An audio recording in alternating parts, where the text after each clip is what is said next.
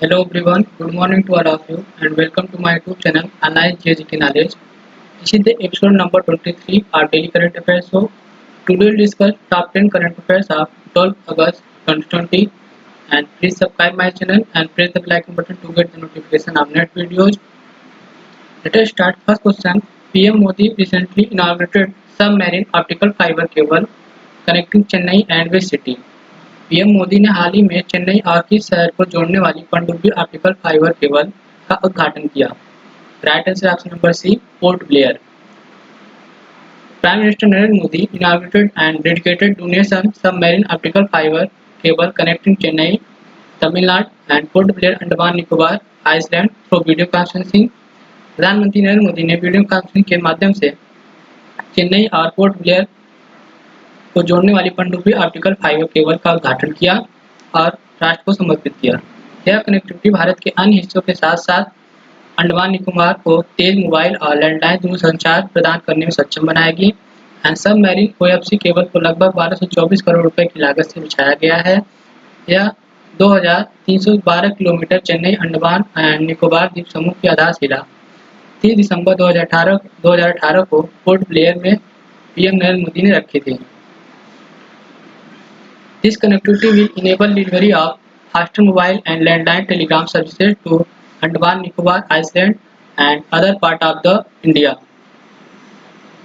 The submarine OFC cable has been laid at a cost of 1224 crore and the foundation stone for the 2312 km Chennai Andaman Nicobar Island was laid by PM Modi on 30 December 2018 at Port Blair.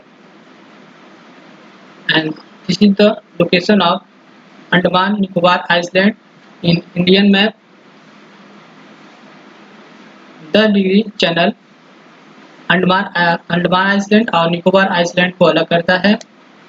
Next question, union minister Piyush Goyal and Prahlad Joshi have dedicated the railway museum at which city of nation?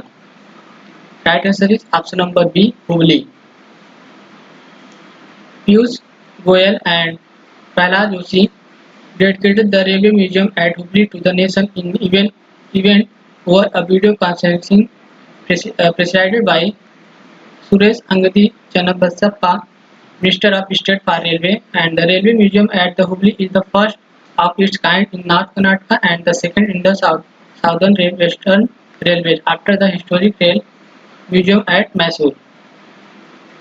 Piyush Goyal और प्रहलाद जोशी और सुरेश अंगदी चन्नापसप्पा राज्य मंत्री के एक video conference के माध्यम से हुबली में रेलवे संग्रहालय को राष्ट्र को समर्पित किया। यह हुबली में रेलवे संग्रहालय उत्तरी कर्नाटक में अपना पहला और दक्षिण पश्चिमी रेलवे में दूसरा म्यूजियम है। Next question, who inaugurated the Rashtriya Swachh Kendra and interactive experience centre on the Swachh Bharat mission? Right answer option number D, Narendra Modi. Prime Minister Narendra Modi inaugurated the Rashtriya Swachh Bharat Kendra and Interactive Experience Center on the Swachh Bharat Mission at the Gandhi Smriti and Darshan Summit at Rajkot, New Delhi, in the presence of Gajan Singh Shekhawat and Ratan Lal Kataria. प्रधानमंत्री नरेंद्र मोदी ने राजघाट नई दिल्ली में गांधी स्मृति और दर्शन समिति में गजन सिंह शेखावत और रतन लाल कटारिया की उपस्थिति में स्वच्छ भारत मिशन पर एक राष्ट्रीय अनुभव केंद्र का राष्ट्रीय स्वच्छता केंद्र का उद्घाटन किया। उन्होंने आरएसके को महात्मा गांधी के एक अस्थायी श्रद्धांजलि के रूप में संबोधित किया। पीएम मोदी ने स्वतंत्रता दिवस के उपलक्ष्य में 8 अगस्त 2020 से 15 अगस्त 2020 तक यह गंदगी मुक्त भारत अभियान को चलाएंगे। पीएम मोदी also launched गंदगी मुक्त Bharat a special week long campaign from the August 2020 to 15th August 2020. Next question, Punjab cricket association ने किसकी याद में अपने नए स्टेडियम का नाम तय किया? Punjab cricket association decided to name its new stadium in memory of whom? Right answer option number C, Maharaja Yadavindra Singh. Punjab cricket association is set to name its new stadium in Mullanpur, New Chandigarh, Punjab after the late Maharaja Yadvinder Singh And Punjab Cricket Association President Rajinder Gupta proposed the idea to name it the stadium, and it had been approved. And Maharaja Yadvinder Singh played a test match for the India against England in 1934, and Maharaja Yadvinder Singh was the father of Punjab CM Amrinder Singh, and he was the ninth and last Maharaja of Patiala. Next question. Name the country which declared emergency over all oil spill from the grounded sea. उस देश का नाम बताइए जो भूजल जहाज से तेल रिसाव पर आपातकाल की घोषणा किया. That is option number A, Mauritius. Indian Ocean Island of Mauritius are declared a state of environmental emergency after a Japanese-owned ship that ran around ground offshore days ago began spilling tons of fuels. Mauritius के हिंद महासागर में जापानी स्वामित्व वाले जहाज के रिसाव के कारण मॉरिशस के प्रधानमंत्री प्रवीण जुगुन ने पर्यावरणीय आपातकाल की घोषणा की. यह लगभग 400 टन ईंधन ले जा रहा था जहाज. इसके पतवार में दरारें दिखाई देने के कारण यह आपातकाल की घोषणा की गई. This is the location of Mauritius and capital of Mauritius is Port Louis and currency is Mauritian rupees. Next question. किसी में has been launched virtually by whom. किसी में किसके द्वारा लॉन्च किया गया. Right answer option number A, Narendra Singh Tomar. किसी में has been launched virtually by union minister of agriculture and farmer welfare Shri Narendra Singh Tomar. किसी में केंद्रीय कृषि और किसान कल्याण मंत्री श्री नरेंद्र सिंह तोमर द्वारा लॉन्च किया गया. मंत्री ने उच्च कृषि शैक्षिक संस्थानों के लिए केवीसी एलिनेट दैट इज कृषि विश्वविद्यालय छात्र पूर्व छात्र नेटवर्क और ऑनलाइन प्रत्यायन प्रणाली का भी शुभारंभ किया. कृषि में एक राष्ट्रीय कृषि अनुसंधान और शिक्षा प्रणाली के डिजिटल कृषि की सेवाओं को और बुनियादी सुविधाओं की आवश्यकता को पूरा करने में मदद करेगा.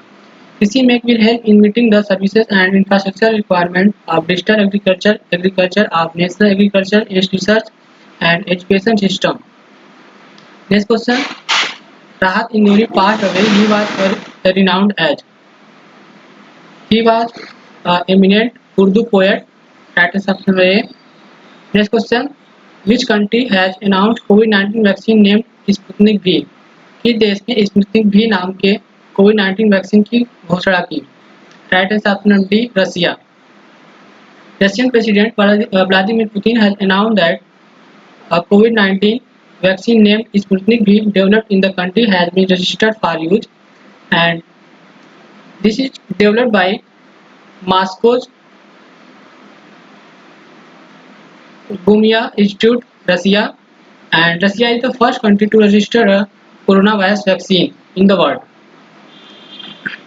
रूसी राष्ट्रपति व्लादिमीर पुतिन ने बताया कि देश में विकसित स्पुतनिक वी नाम का एक कोविड-19 टीका उपयोग के लिए पंजीकृत किया गया है. रूस के स्वास्थ्य मंत्रालय के मॉस्को के गोमिया इंस्टीट्यूट द्वारा यह विकसित किया गया है. यह दुनिया का पहला कोविड-19 वैक्सीन है जिसे रूस ने हाल ही में लॉन्च किया. Next question. How many defence weapons and military platform were restricted from import by department of military affairs of ministry of defence. रक्षा मंत्रालय के सैन्य मामलों के विभाग द्वारा कितने रक्षा हथियारों और सैन्य प्लेटफॉर्मों को आयात से प्रतिबंधित किया गया. Right answer number A, 101. सैन्य मामलों के विभाग रक्षा मंत्रालय ने 101 हथियारों और सैन्य प्लेटफॉर्मों के आयात को प्रतिबंधित करने का फैसला किया. इसके आधार पर आत्मनिर्भर भारत के द्वारा स्वदेशी रक्षा विनिर्माण को बढ़ावा देने के लिए 2020-2024 के बीच यह लागू करने की योजना है. Department of Military Affairs, Ministry of Defense decided to restrict import of 101 weapons and military platform, and which is planned to be progressively implemented between 2022-2024 in order to boost indigenous defense manufacturing on the lines of Atmanirbhar Bharat Abhiyan. Next question. Who has won the 70th anniversary Grand Prix? Right is option number D, Max Verstappen. Red Bull driver Max Verstappen has won the 17th anniversary Grand Prix and Mercedes racer Lewis Hamilton finished the race at the second spot, and while another Mercedes racer Valtteri Bottas finished it third spot. Red bull के driver max Verstappen ने 17वीं वर्षगांठ grand prix जीती और Mercedes racer के Lewis Hamilton ने दूसरा स्थान पाया और मर्सिडीज के अन्य ड्राइवर वाल्टेरी बोटास तीसरे स्थान पर रहे हैं। 2012 के बाद यह सिल्वर स्टोन पर रेड बुल की यह पहली जीत थी। This is the end of the video guys. If you like this video, please like and share this video, and don't forget to subscribe online GK Knowledge channel, and see you in next video. Thank you.